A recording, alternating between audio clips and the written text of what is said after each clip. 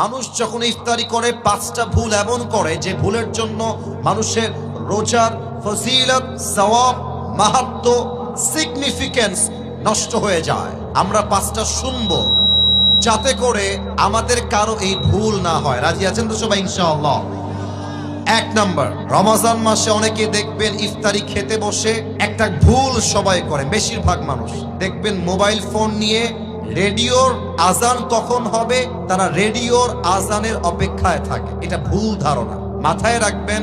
হাদিসে এসেছে নবী করিম সাল্লাল্লাহু আলাইহি ওয়াসাল্লাম বলেছেন, যখনই ইফতারির সময় হবে তোমরা তোমাদের ইফতারিকে গ্রহণ করো, আজানের জন্য অথবা অন্য কিছুর জন্য অপেক্ষা করবা না। দেখেন, আপনি যখন রেডিওর আজানের অপেক্ষা করেন, মাথায় রাখবেন, মনে করেন যে রেডিওর আজান হচ্ছে 6টা 5-এ, রেডিওর আজান 6টা কততে?